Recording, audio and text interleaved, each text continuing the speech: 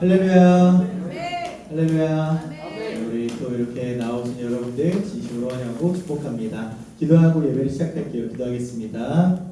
사랑과 내가 풍성하신 하나님 감사드립니다. 오늘도 우리를 이 자리로 불러주시고 주님 앞에 예배할 수 있도록 허락하시니 감사드립니다.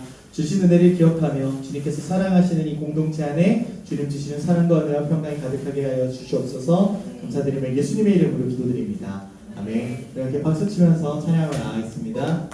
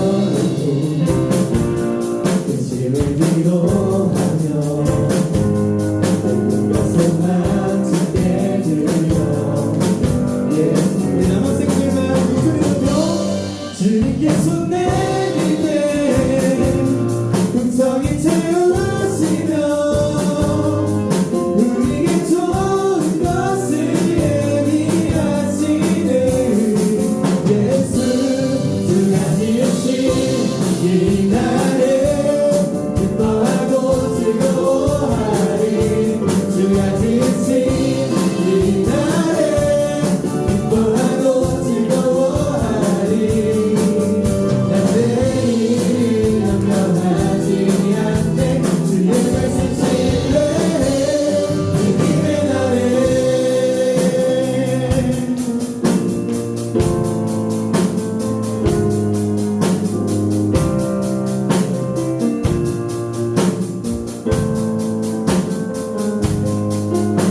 주는 진리 위에 서리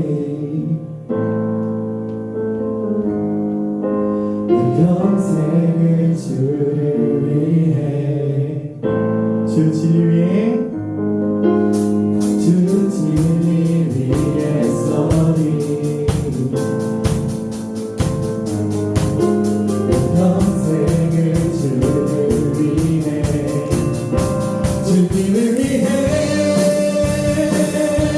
주가 지으신 이날을 기뻐하고 즐거워하리 주가 지으신 이날을 기뻐하고 즐거워 주가 지으신 이날을 주가 지으신 이날을 기뻐하고 즐거워하리 주가 지으신 이날을 기뻐하고 즐거워하리 난 내일 염려하지 않네 두려움과 슬픔과 힘이 주님 또한 난 따르니 주의 말씀 신뢰해 주님의 날에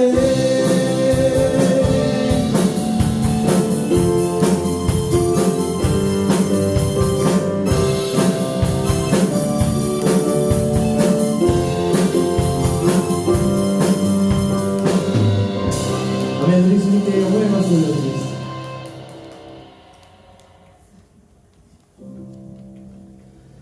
나의 사랑 너를 너 옆으로 장미하다 어느 도적보다 귀하다 내가 사랑스럽지 않을 때 너를 온전히 사랑하고 너와 함께하려 내가 왔노라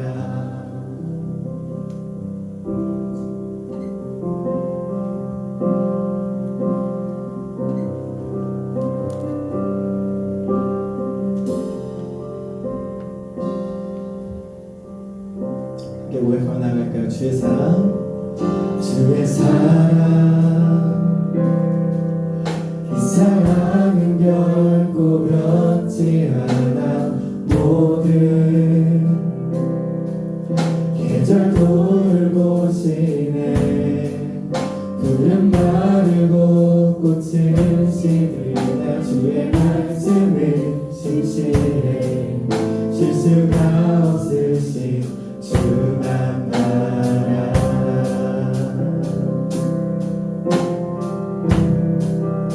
주님의 나라와 뜻이 나의 삶 속에 임하시며 주님 알기를 주만 보기를 소망해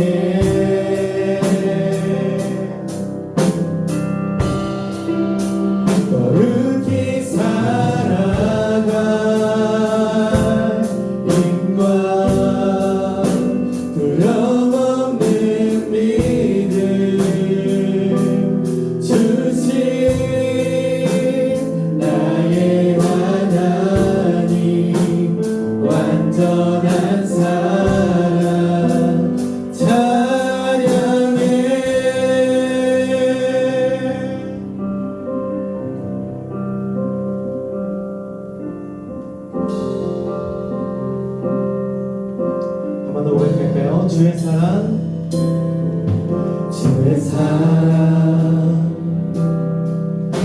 사랑은 결코 변치 않아. 오늘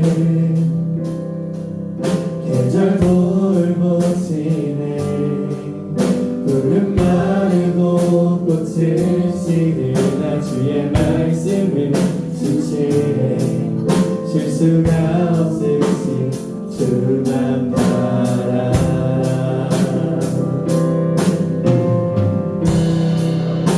주님의 나라와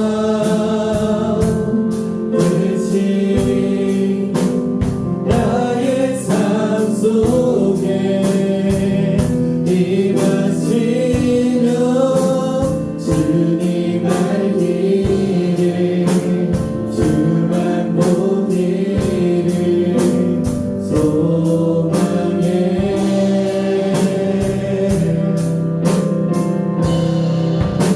거룩히 살아갈 힘과 두려움 없는 믿음 주신 나의 하나님, 안전한 사랑 찬양해. 찬양하리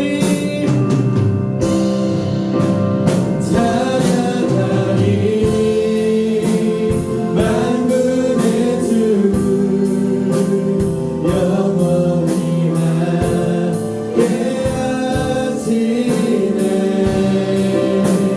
존귀하신 사랑의 왕 영원히 보지어 찬양하리. 만군의 주 영원히 함께하시네.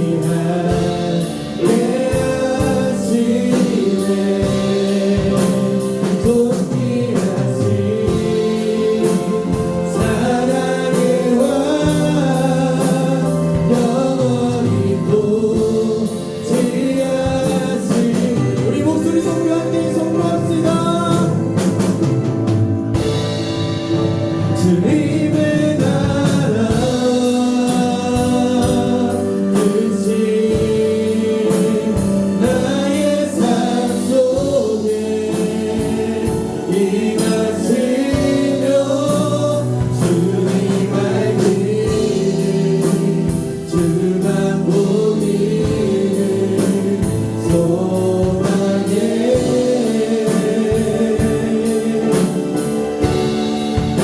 거룩히 살아갈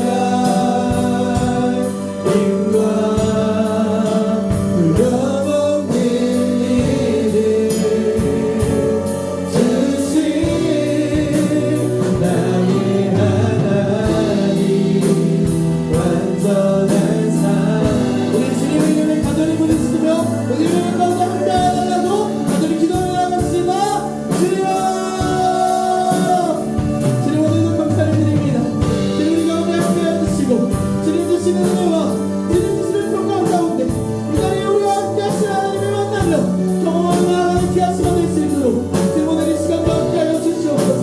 주께서 이끌어 가시고 주님이 함께하시는 귀한 시간 가운데 있습니다. 주님 우리 기도를 응답하여 주시옵소서. 주님 우리 기도를 응답하여 주시옵소서. 주께서 함께하여 주실 줄 믿습니다. 주님 함께하여 주시옵소서. 감사드리며 예수님의 이름으로 기도드립니다. 네, 사도신경 하심으로 신앙 고백하겠습니다. 전능하사 천지를 만드신 하나님 아버지를 내가 믿사오며 그 외아들 우리 주 예수 그리스도를 믿사오니 이는 성령으로 잉태하사 동정녀 마리아에게 나시고 본디오 빌라도에게 고난을 받으사 십자가에 못 박혀 죽으시고 장사한 지 사흘 만에 죽은 자 가운데서 다시 살아나시며 하늘에 오르사 전능하신 하나님 우편에 앉아 계시다가 저리로서 산자와 죽은 자를 심판하러 오시리라. 성령을 믿사오며 거룩한 공회와 성도가 서로 교통하는 것과 죄를 사하여 주시는 것과 몸이 다시 사는 것과 영원히 사는 것을 믿사옵나이다. 아멘.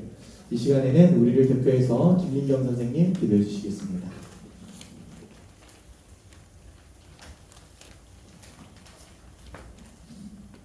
기도하시겠습니다.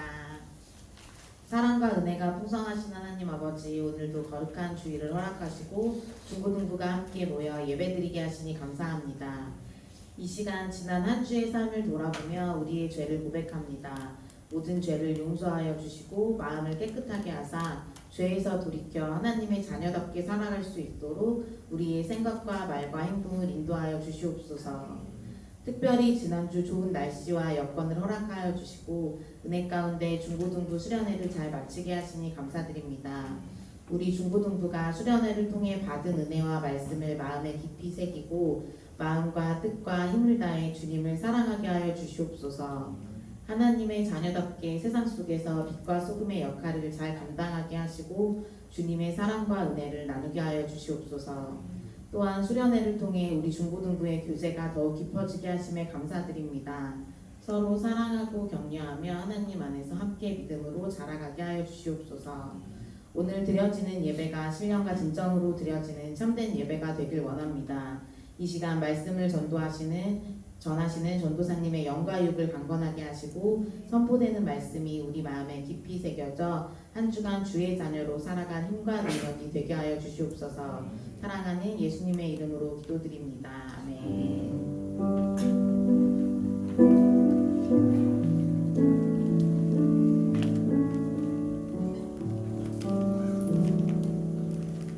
할렐루야. 아멘. 우리 친구들 어떻게 한 주 잘 지내셨어요? 예, 수련회 갔다 왔는데 하여튼 우리 친구들 하나님께서 항상 동행하는 삶을 살기를 원합니다. 하나님이 동행하신다는 것이 뭔지 아세요? 지금 제 옆에 하나님 계시는데요.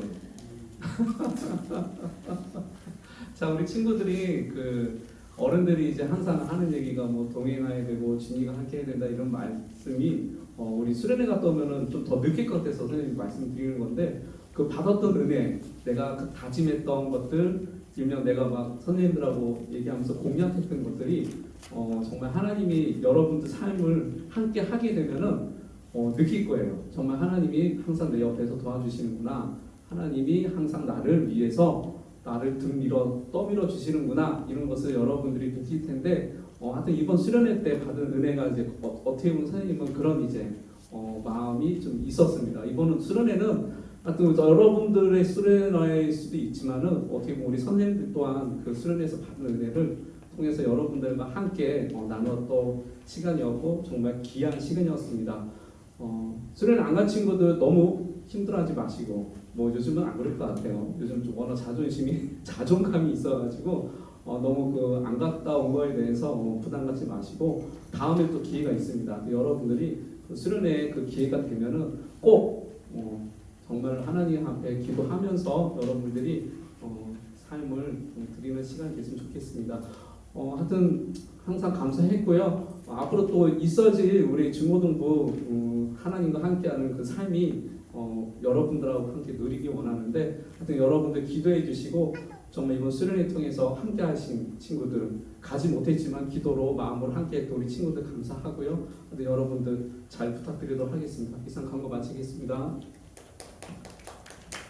감사합니다. 오늘 나눌 말씀은 민수기 17장 1절부터 13절까지 말씀입니다. 민수기 17장 1절부터 13절까지 말씀입니다. 구약성경 민수기 17장 1절부터 13절까지의 말씀입니다. 성경책 있으신 분들은 성경책을 참고해 주시고 없으신 분들은 앞에 있는 화면을 참고해서 한 절씩 번갈아 가면서 읽고요. 마지막 13절은 같이 읽겠습니다. 제가 먼저 읽겠습니다. 여호와께서 모세에게 말씀하여 이르시되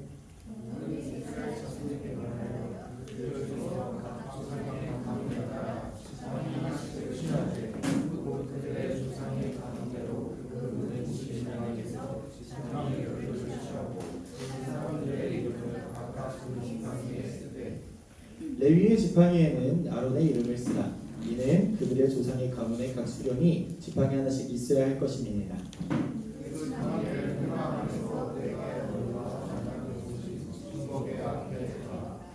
내가 택한 자의 지팡이에는 싹이 나리니 이것으로 이스라엘 자손이 너희에게 대하여 원망하는 말을 내 앞에서 그치게 하리라. 모세가 이스라엘 자손에게 말하되 그들의 지휘관들이 각 젓가락으로 지팡이 하나씩을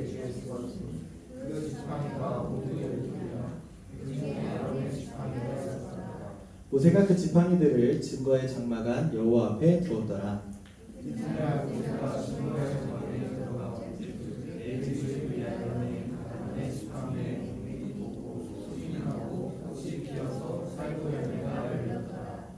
모세가 그 지팡이 전부를 여호와 앞에서 이스라엘 모든 자손에게로 가져오매 그들이 보고 각각 자기 지팡이를 집어들었더라. 여호와께서 또 모세에게 이르시되 아론의 지팡이는 진국의 앞으로 도로 져라. 거기 간직하여 다른 자에 대한 증인이 되게 하여 그들로 내게 양성을 가르치시고 죽지 않게 하시니라. 모세가 곧 그같이 하되 여호와께서 자기에게 명령하신 대로 하였더라. 이스라엘 자손이 모세에게 말하여 이르되 도저서 우리는 죽게 되었나이다. 망하게 되었나이다. 다 망하게 되었나이다. 같이 읽겠습니다. 가까이 나아가는 자 곧 여호와의 성막에 가까이 나아가는 자마다 다 죽사오니 우리가 망하여야 하리까. 아멘. 네, 오늘 나눌 말씀의 제목은 질서의 하나님이라는 제목으로 말씀을 좀 나눠보려고 합니다. 이게 질서의 하나님을 이렇게 좀 이야기를 하려고 보니까 이게 혹 마음이 불편해서 정치로 연결되지 않기를 간절히 바랍니다. 네. 항상 질서에 대한 이야기를 하면 그런 이야기들이 나오다 보니까 좀 오해하시는 분들이 있는데 저는 여러분 보셔서 아시겠지만 저 무색무취한 사람이에요. 재미가 없네요. 네, 그렇습니다. 여러분 혹시 학교에서 조별 활동이나 수행 평가를 하면서 역할을 나눠보신 적이 있으신지 모르겠어요. 요즘 조별 활동 같은 거 뭐 조별 수행 평가 하시나요? 거기를 이제 하다 보면은 버스 기사님이 한 분이 계시고 트롤이 한 분 타고 계세요. 차 맨 뒤에. 그런 분들을 이제 데리고 가는 경우가 있습니다. 저도 이제 그런 경우들을 몇 번 겪으면서 제 성격 아시죠? 저는 이렇게 보통 버스 기사를 하면 아직 이렇게 뒤에서 손 놓고 이렇게 있지는 않거든요. 그래서 항상 마음이 불편할 때가 있습니다. 아 나도 조장 안 하고 싶은데 뭐 제가 하면 더 잘할 것 같은데 굳이 내가 해야 되나 이런 생각들이 드는데 그 반대편에 있는 놈들은 꼭 하는 얘기가 있어요. 나를 열받게 하는. 제가 왜 조장이지? 제가 왜 발표를 하지? 아 이거 이렇게 하면 안 되는데 내가 더 잘할 것 같은데 내가 왜 이 역할을 해야 되지? 라고 생각만 하면 되는데 내 앞에서 이 쓰레기 같은 말을 내뱉는 거예요. 열받게. 그런 상황인 거예요. 물론 저는 그런 상황이 다가오면 저는 이렇게 생각합니다. 서로 다른 의견을 가지는 것 자체는 저는 잘못이라고 생각하진 않아요. 오히려 다른 생각을 이야기하고 조율하는 과정에서 더 좋은 의견들이 나올 거라고 저는 생각하는 사람이기 때문에 그런 이야기들이 나오는 것 자체에 대한 불만 저는 없습니다. 그런데 문제는 뭐냐면 내 생각과 다르다는 이유 하나만으로 함께 정한 기준과 역할을 무시하거나 내가 원하는 것만 고집하기 시작할 때 문제가 발생한다는 거예요. 모두 자기가 원하는 자리만 가지려고 하고 각자 자기 방식대로 하겠다고 하면 그 공동체는 금세 혼란스러워지기 시작합니다. 그래서 하나님께서 어떠한 공동체든지 동네 동아리든 동네 무슨 모임이든 아니면 뭐 교회의 모임이든 아니면 여러분들 이제 나중에 취직을 하시고 이제 회의를 하거나 팀이 결성되거나 이렇게 하든 공동체로 보이는 모든 곳에는 질서가 필요한 거예요. 팀장이 있어야 되고 그 밑에 일을 맡아서 하는 팀원들이 있어야 된다는 겁니다. 그래서 중요한 질문이 하나 생기는 거예요. 그러면 그 질서는 누가 정하느냐라고 하는 것입니다. 힘이 센 사람이 정하는 걸까요? 여러분 혹시 체육대회 오셨나요?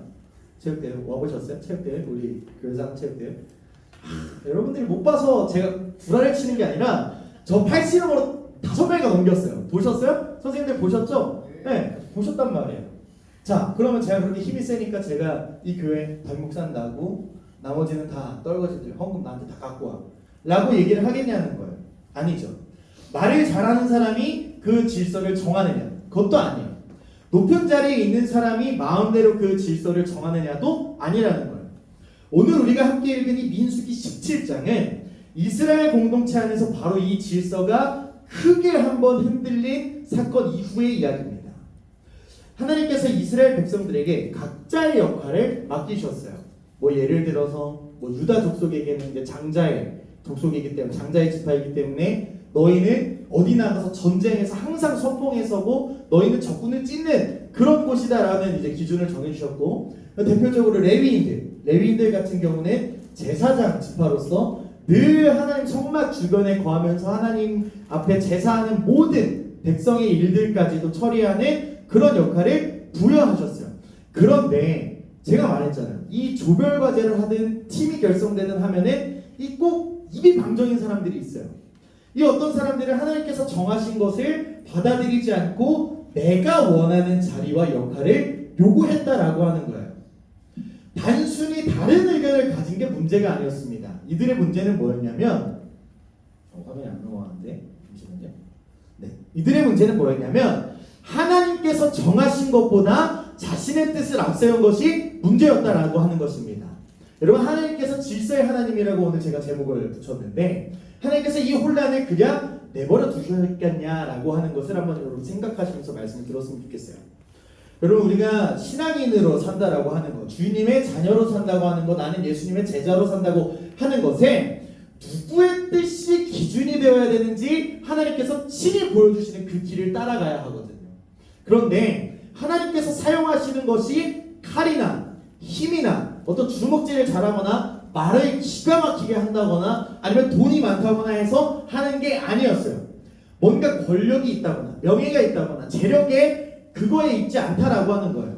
하나님께서 이들을 표징으로 주셨던 건 하나 뭐냐면 평범한 지팡이 하나였다라고 하는 거예요. 그럼 그 지팡이에 무슨 일이 일어났는지 하나님이 그 지팡이를 통해서 이스라엘 백성들에게 그리고 오늘을 살아가는 우리에게 무엇을 가르치고 싶으셨는지 오늘 말씀을 통해서 한번 볼 텐데, 오늘 본문인 17장을 이해하려면 여러분 항상 여러분들 성경을 읽으실 때 항상 여러분들 마음 가운데 품으셔야 하는 생각이 있어요. 내가 17장을 읽었다고 해서 성경 말씀이 17장이 끝나는 게 아니에요. 앞뒤의 맥락을 같이 한번 살펴봐야 되는데 오늘 이 본문을 이해하려면 바로 앞에 있는 이 16장의 사건을 같이 한번 살펴봐야 돼요. 아마 여러분들 나중에 성경을 한번 쭉 통독을 하시면 이 반역의 대명사라고 하면 우리가 고라자손이라고 보통 이야기를 합니다. 이스라엘 백성들 가운데 고라라고 하는 사람이 있었어요. 이 고라라고 하는 사람은 레위 지파 사람이었고 그 중에 그핫 자손이라고 하는 그 사람의 자녀의 이렇게 쭉쭉쭉 내려온 사람이었어요. 하나님께서 레위 지파에게 성막을 섬기는 중요한 역할을 맡기셨어요. 근데 여러분 아시겠지만 제사장은 몇 명이에요? 대제사장 몇 명이에요? 우리가 대표적으로 알고 있는 이 출애굽 시대 제사장이라고 하면 딱 한 명 떠오를 거예요. 누구예요? 아론이에요. 그러니까 이 일은 정말 더럽게 많은데 자리는 딱 하나 있다는 거예요. 그러니까 얘도 하고 쟤도 하면 다 제사장이면 누가 그 짐승의 각을 뜰 거야? 누가 그 짐승을 깨끗하게 씻길 거야? 누가 그 짐승에게서 피를 받아서 피를 버리고 기름을 받아낼 거야? 누가 뼈를 치우고 누가 고기를 각을 떠서 하나님의 제단 앞에 올려놓고 불을 놓을 거야? 라고 하는 사람이 없는 거예요. 이 모든 사람이 제사장이 될 수 없었기 때문에 아론과 그의 자손들에게는 제사장의 역할을 맡기셨지만 나머지 레위 사람들에게도 각 능력에 맞게 지혜에 맞게 성막을 섬기는 역할을 했어요. 하다못해 어느 정도였냐면 성막의 문을 걷고 닫고 하는 일까지, 그 물두멍에 물을 채우고 버리고 하는 일까지 하나하나 디테일하게 정해주셔서 하나님이 역할을 부여주셨는데 이 고라라고 하는 이 사람은 하나님께서 정해주신 이 역할을 받아들이지 않았다라고 하는 거예요. 근데 여러분 이렇게 불평을 말하는 사람 한 명이 등장하면 꼭 주변에 등장하는 사람들이 있습니다. 뭐냐면 그 불만에 동조하는 사람들이 생겨요. 고라 혼자만이 아니라 르우벤 지파의 다단과 아비람을 비롯해서 이스라엘 공동체의 지도자 250명, 여러분 지도자만 250명이라면 그 지도자 밑에 있는 사람들까지 하면 몇 명인지 우리가 가늠이 안 되죠. 어쨌든 수도 없이 많은 사람들이 일어나서 모세와 아론에게 맞서는 거예요. 그들이 이렇게 말했습니다. 우리 노란 색깔 글씨만 한번 읽어볼게요. 시작. 너희가 분수에 지나도다. 회중이 다 각각 거룩하고 여호와께서도 그들 중에 계시거늘 너희가 어찌하여 여호와의 총회 위에 스스로 높이느냐. 여러분 성경이 참 거룩하게 기록되어 있는데 그냥 딱 우리말로 하면 니네 깝치지 말아라. 니네 뭔데? 니네 나처럼 눈, 코, 입 똑같이 달려있고 똑같이 말하고 똑같이 밥 먹고 똥 싸고 오줌 싸고 똑같은데 왜 니네만 하나님 앞에서 스스로 높다고 행세하고 앉아있냐? 라고 얘기하는 거예요. 여러분 얼핏 들으면 그럴듯합니다. 그럴듯해요. 왜 하나님의 말씀을 목사님만 전해야 돼? 왜 전도사님들만 하나님의 말씀을 가르쳐야 돼? 나 집사인데, 나 교회 다닌 지 오래됐는데 나도 말씀 선포할 수 있는 거 아니야? 라고 할 수 있는 거잖아요. 여러분 그런 생각 안 해보셨어요? 또 저만 또 반골 기질이 있어가지고 또 그런 것 같아요. 언뜻 들으면 그럴듯합니다. 그럴듯해요. 그런데 모세가 이들 마음 가운데 무엇이 있는지 정확하게 지적하는 말씀이 16장 10절 말씀에 나오는데 한번 같이 읽어볼게요. 시작. 하나님이 너와 내 모든 형제 레위 자손으로 너와 함께 가까이 오게 하셨거늘 너희가 오히려 제사장의 직분을 구하느냐. 여러분 이 말은 뭐예요? 고라에게는 이미 하나님께서 주신 맡기신 역할이 있다는 거예요. 자, 이 역할을 통해서 고라가 하는 일이 뭐예요? 백성과 하나님을 이어주는 역할을 분담하는 거예요. 여러분 우리가 흔히 착각하는 게 뭐냐면 이 제사장들이 제사를 집행하고 하나님과 백성 사이를 이제 화평하게 하는 역할을 맡았다고 해서 제사장이거든요. 자, 그러면 그 제사장의 모든 일을 제사장이 와가지고 민수씨 왔어요? 민수씨한테 안수 한번 하고 이 짐승에 안수 한번 하고 자 지금부터 제사 시작하겠습니다. 주머니에 칼 꺼내가지고 푹 찔러가지고 피 다 빼고 걔 가죽 벗겨가지고 가죽 벗기고 뿔 해체하고 뼈 발라내고 고기 각 떠가지고 이거 다 대제사장이 하는 일이에요? 아니라는 거예요. 백성이 하나님 앞에 나아가게 하기 위해서 그 가까이에서 그 모든 사역을 감당하는 역할이 고라에게 있었음에도 불구하고 이거 빛나는 일 아니니까 이거 눈에 띄는 일 아니니까 나 대제사장 하고 싶다고 얘기한 게 그거였다는 거예요. 여러분 그가 그에게 주어진 역할을 넘어서 하나님께서 아론과 그의 자손에게 맡기신 제사장의 직분을 원했다라고 하는 거예요. 그러니까 문제가 뭐예요? 모세와 아론에게 다른 의견을 가지고 있었다는 게 문제가 아니라 하나님이 정하신 것에 내 뜻을 가지고 그것을 바꾸려 한 것이 그의 문제였다라고 하는 거예요. 이스라엘 공동체의 문제였다는 거예요. 여러분 결국에 이 반역에 참여한 사람들 하나님의 엄중한 심판을 받게 되었습니다. 그런데 사건이 여기서 끝나면 참 감사한데 그나마 감사한데 끝나지 않아요. 그 다음날 이스라엘 백성들이 또 모세와 아론을 향해서 원망하기 시작하는 거예요. 여러분 출애굽기를 항상 여러분들 읽으실 때 또 민수기를 읽으실 때 뭐 신명기까지 모세오경을 읽으실 때 그들이 그들의 지도자를 향해서 하는 모든 원망은 누구를 향한 원망인지를 좀 생각하시면 좋냐면 하나님을 향한 원망이다 생각하고 들으시면 돼요. 하나님 앞에 직접 하면 죽을지도 모르니까 하나님 세워주신 그 대리자들한테 하는 거라고 여러분 생각하시면 돼요. 그렇게 큰 일을 겪어요. 고라 자손의 일들을 제가 한번 묵상해 보니까 땅이 그들을 집어삼켰다라고 했던 거에 좀 기억이 나는 것 같아요. 그런 큰 사건을 겪고도 하나님이 누구를 세우셨는지에 둘러싼 원망이 사라지지 않았다는 거예요. 여러분 오늘 본문인 17장에서 하나님께서 자신의 선택을 이스라엘 백성 앞에 분명하게 보여주시기로 한 장면이 나옵니다. 저는 오늘 이 장면이 수련회 때 나눴던 그 도마의 장면과 좀 밀접하게 좀 보이기 시작했는데 하나님이 자신의 선택을 이스라엘 백성 앞에서 분명하게 보여주시기로 작정하셨다는 거예요. 여러분 하나님께서 모세에게 이스라엘 각 지파의 지도자들에게서 지팡이를 하나씩 가져오게 하는 거예요. 야 니들 중에 목소리 큰 놈 나와. 니들 중에 지도자라고 하는 놈들 다 나와봐. 다 나와. 그리고 지팡이 하나씩 다 가져와. 그리고 내가 보여줄게. 니네 이름 다 적어. 다 적어. 다 적고 그 지팡이 회막 안에 내가 모세와 더불어 이야기하고 모세에게 내 뜻을 전달하는 그 지성소에 증거기 앞에 두고 내가 선택한 사람이 누군지 니네 한번 니네 눈으로 한번 봐.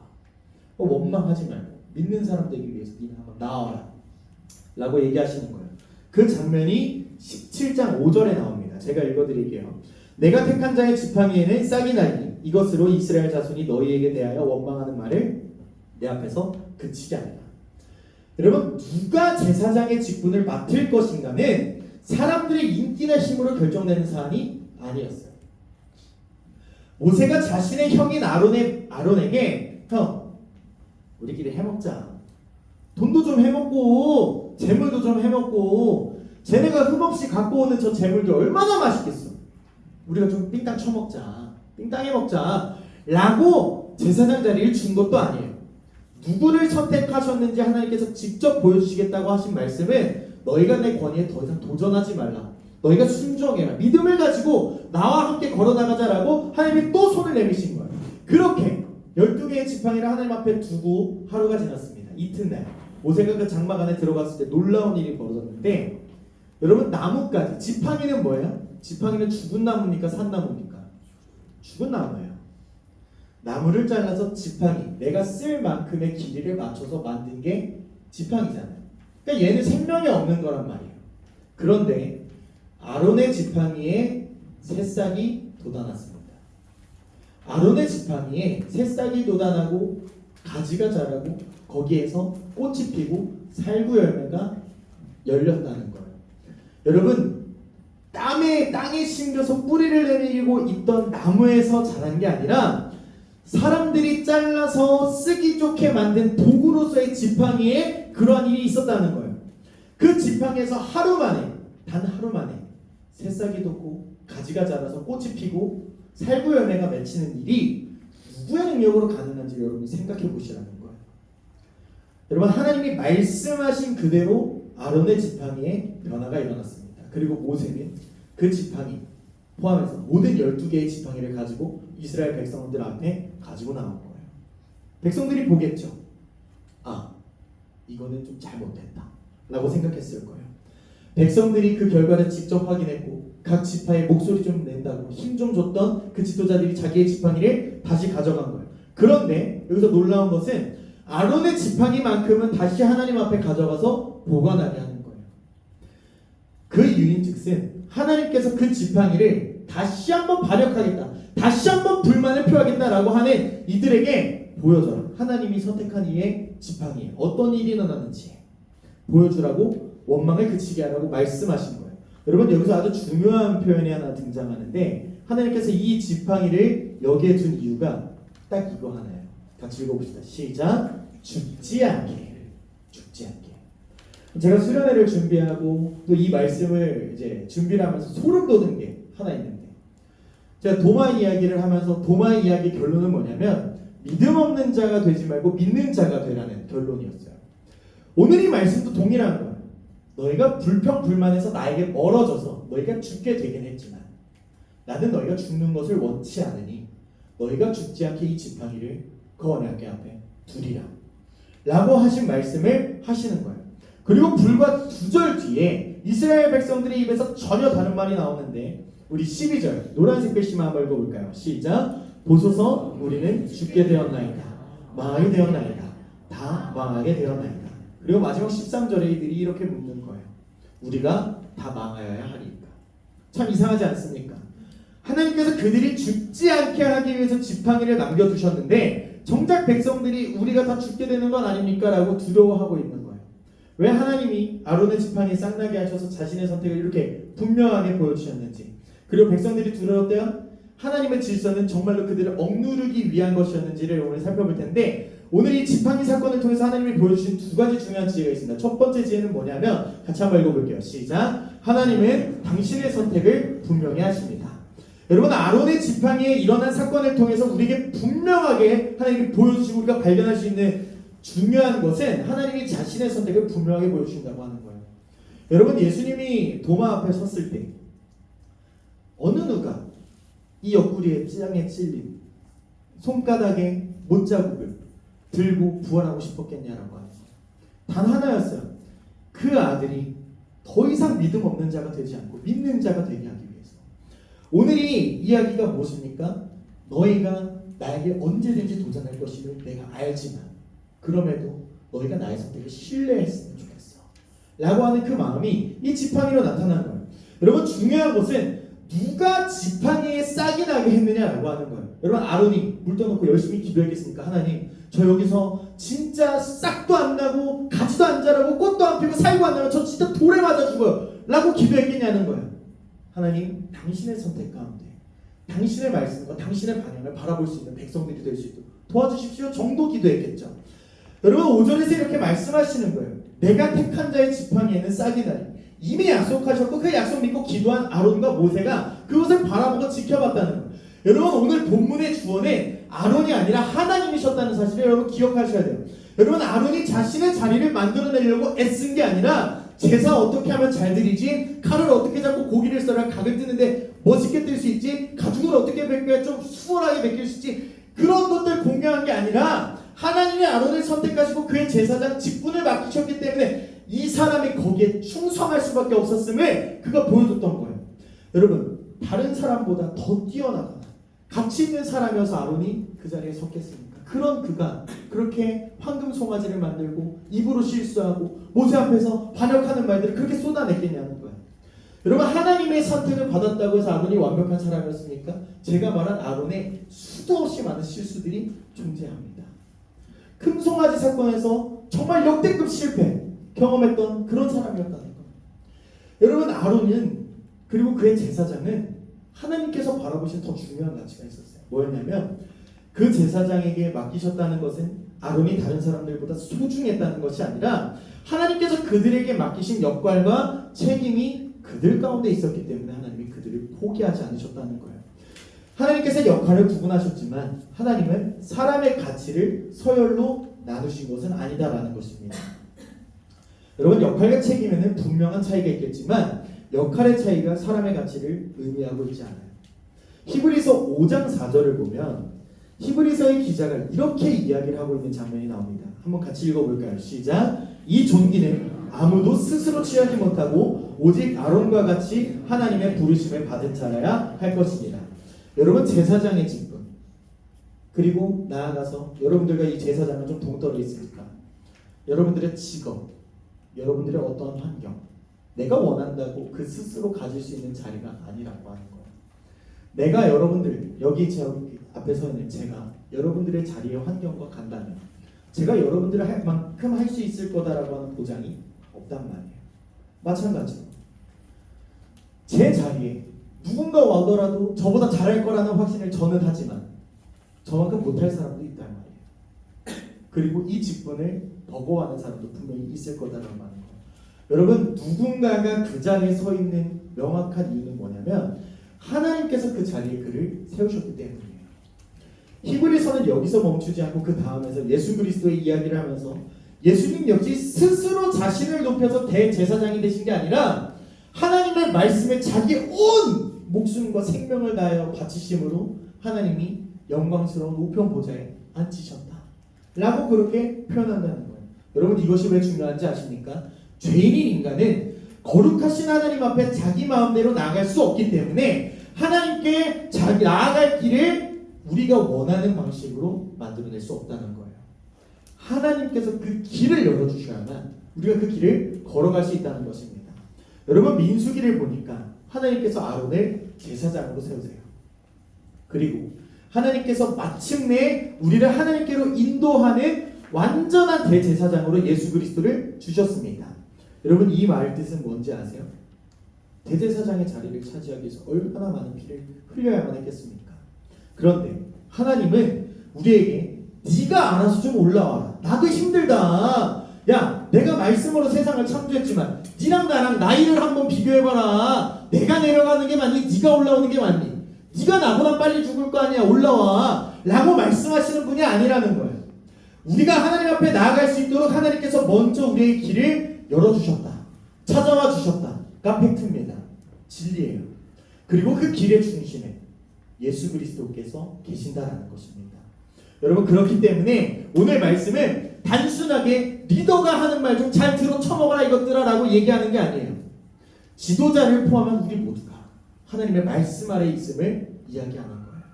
그리고 중요한 것은 우리의 뜻을 우리의 기준 삼으며 살아가라는 것이 아니라 우리가 누구의 뜻과 누구의 기준을 우리 기준으로 삼고 살아가느냐라는 거예요. 내 생각입니까? 내가 원하는 것입니까? 사람들의 인기와 목소리입니까? 아니면 하나님입니까? 고라와 그들의 문제는 하나님께서 자신들에게 아무 역할도 주지 않으셨다라고 하는 게 아니라 하나님이 맡기신 역할보다 내가 원하는 것을 내세웠다는 거예요. 사랑하는 여러분, 믿음이라고 하는 것은 내가 원하는 것을 하나님께 관철시키는 게 아닙니다. 하나님의 뜻이 언제나 내 마음에 들기 때문에 그것을 따라가는 것도 아닙니다. 내 생각과 하나님의 말씀이 다를 때에도 내가 모든 것을 이해할 수 없을 때라도 제 생각보다 하나님의 뜻이 옳다는 것을 믿습니다. 라고 고백받고 고백하고 그 길을 걸어가는 거예요. 여러분, 아론의 지팡이는 누가 더 대단한 사람인지를 보여주기 위한 표징이 아닙니다. 하나님께서 누구를 선택하셨는지 보여주시고 그 당신의 선택을 분명하게 하시는 분이에요. 두 번째, 우리에게 주시는 귀한 지혜가 뭐냐면 같이 읽어볼게요. 시작. 하나님의 질서는 우리를 살리는 경계입니다.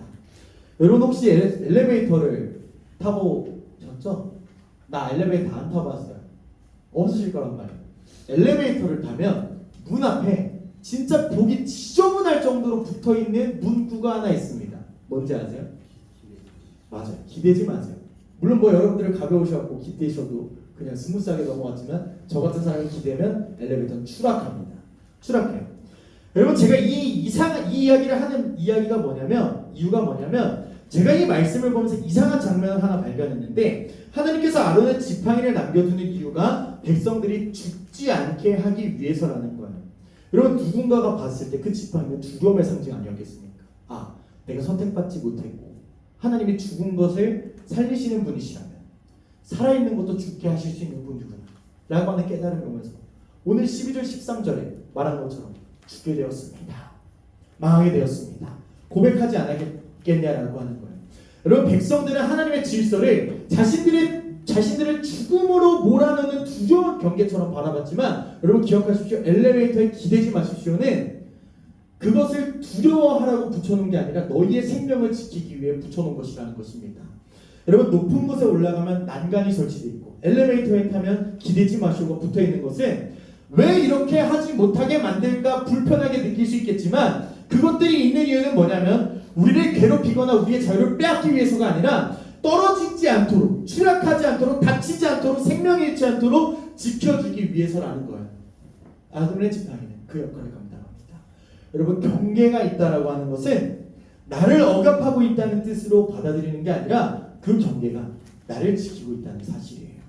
여러분, 오늘 본문에서 하나님의 질서는 단순히 우리를 위험한 일에서 보호해주는 안전장치로 정도에만 의미를 가지고 있지 않습니다. 더 중요한 것은 하나님의 거룩하심이에요. 여러분, 하나님은 스스로 말씀하세요. 내가 거룩하니 너희도 거룩할지어다. 내가 거룩하니 이 성막에 들어오는 모든 이들은 거룩해야만 한다. 거룩하지 않아? 그럼 그들은 죽게 될 거야 라고 이야기하시는 이유, 여러분, 그렇기 때문에 이스라엘 백성들이 자기 마음대로 하나님 앞에 나아갈 수 있는 게 아니었어요. 마찬가지, 자기가 원하는 대로 누구나 제사장이 될 수 있었던 것도 아니라는 거예요. 여러분, 하나님께서는 누가 어떤 역할을 맡을 것인지 정하셨고 하나님 앞에 어떻게 나아가야 할지를 직접 당신의 뜻에 맞게 말씀해 주셨다는 거예요. 하나님의 질서는 거룩하신 하나님과 그 거룩함을 따라가야 할 그의 백성이 바른 관계 안에 머물도록 하나님께서 세워주신 울타리, 경계라고 하는 것입니다. 그래서 아론의 지팡이를 통해 그 경계를 다시 한번 분명하게 보여주신다는 거예요. 오늘 이 사실은 본문 다음 장인 18장에 나타나는데 18장 5절에서 그렇게 이야기합니다. 그리하면 여호와의 진노가 다시는 이스라엘 자손에게 미치지 아니하리라. 더 놀라운 것은 6절과 7절에서 레위인의 섬김과 제사장의 직분을 하나님께서 주신 선물로 표현한다는 거예요. 사랑하는 여러분, 질서는 단순한 통제가 아닙니다.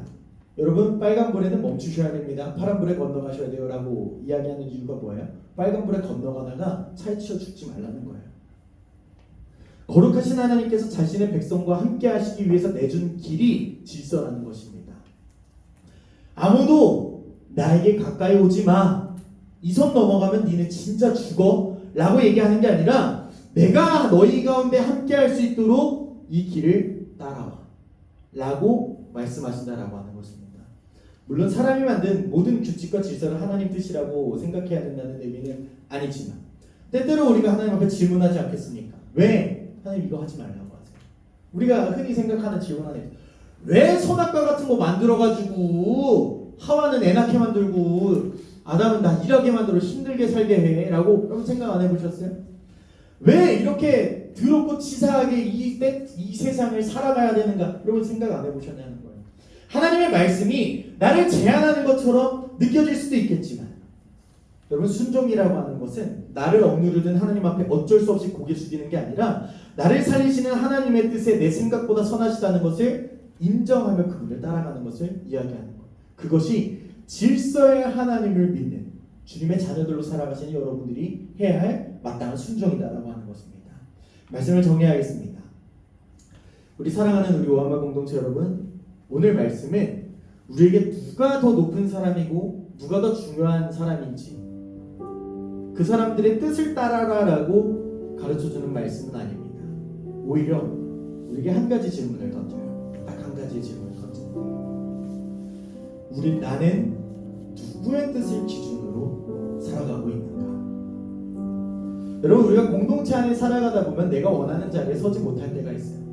예를 들어 학교 학생회장 자리 딱 하나밖에 없잖아요. 학생회장이 둘이면 어떻게 되는지 아죠?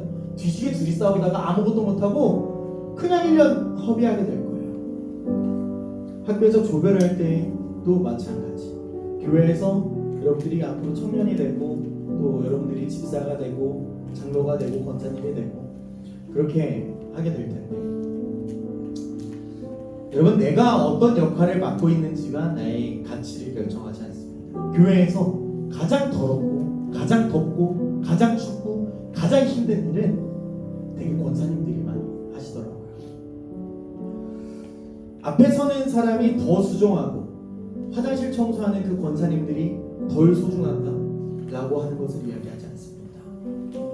왜 나는 더럽고 치사한 데서만, 보이지 않는 데서만 이렇게 땀 흘리면서 일을 해야 될까라는 생각이 들 때 그 질문을 여러분 한번 바꿔봤으면 좋겠어요. 하나님, 솔직히 더럽고 치사하고 더럽게 하기 싫거든요. 제 가슴팍에는 늘 사직서와 자퇴서가 있는데 제가 감당해야 될 책임이 뭐예요? 라고 여러분 물어보라는 거예요. 여러분, 이번 수련회 동안 제가 여러분들에게 심고 싶었던 여러 가지 교훈들이 있겠지만 그 중에 하나는 그 의심을 하나님 앞에 갖고 오라는 겁니다. 그 질문을 여러분들 안에 품으면서 믿음 없는 사람 되지 마시고 믿는 자가 되기 위해서 하나님 이거 한번 검증 좀 해주세요. 한번 살펴봐 주세요. 라고 하라는 거예요. 여러분, 순종은 질문하지 않는 게 아닙니다. 우리는 질문할 수 있어요. 서로 다른 의견 이야기할 수 있습니다. 하지만 그 순간에도 중요한 건 뭐냐면 내 뜻을 관철하는 것이 아니라 정말 하나님의 뜻과 공동체의 유익을 구하고 있는가를 살펴보는 거예요.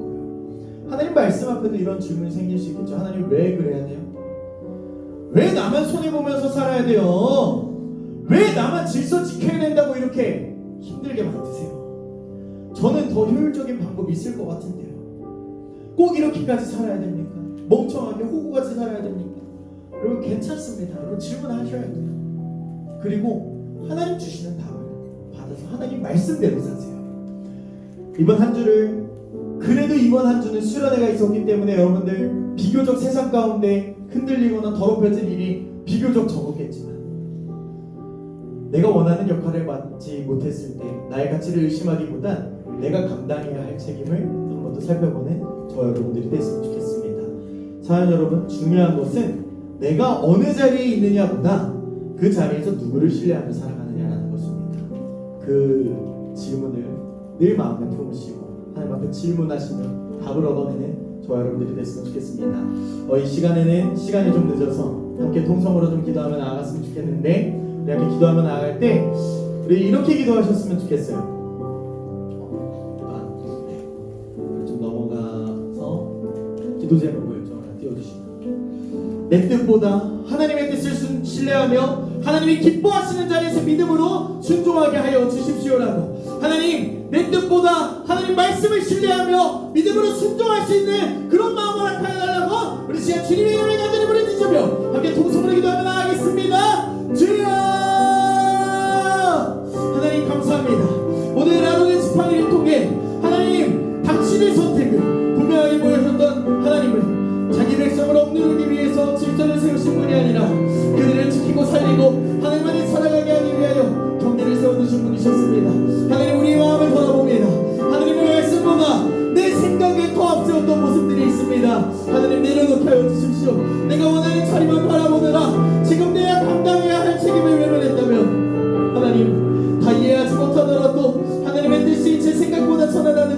믿으며 내가 원하는 것보다 하나님의 말씀을 믿으며 먼저 살아가는 선택하는 내가 되게 하여 주십시오.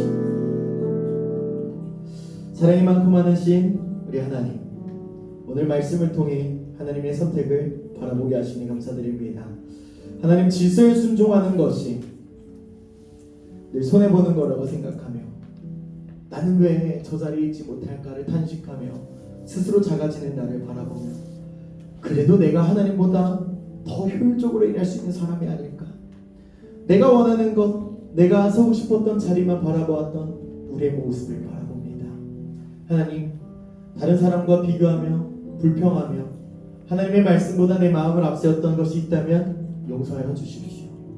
무엇보다 거룩하신 하나님께 나아갈 길을 우리 스스로 만들어낼 수 없었던 부족한 우리에게 완전한 대제사장이신 예수님을 보내주셔서 주께로 나아갈 길을 열어주시니 감사드립니다. 주님 주시는 말씀과 질서가 우리를 억누르기 위한 것이 아니라 우리의 믿음을 지키고 우리의 생명을 살리기 위한 것임을 믿음을 살아갈 수 있는 우리 원마 공동체가 되기를 소망하오니 주께서 함께 하시고 이끌어 주십시오. 우리의 길이 되어주시는 예수님의 이름으로 기도드립니다. 우리 주기도문 하신 우리 예배를 마치겠습니다. 하늘에 계신 우리 아버지여, 이름이 거룩히 여김을 받으시오며 나라의 임하옵시며 뜻이 하늘에서 이루어진 것 같이 땅에서도 이루어지이다. 오늘날 우리에게 일용할 양식을 주옵시고 우리가 우리에게 죄지은 자를 사하여 준 것 같이 우리 죄를 사하여 주옵시고 우리를 시험에 들게 하지 마옵시며 다만 악에서 구하옵소서. 그의 나라와 권세와 영광이 아버지께 영원히 있사옵나이다. 아멘. 박수로 하나님께 영광을 올려드리겠습니다. 네,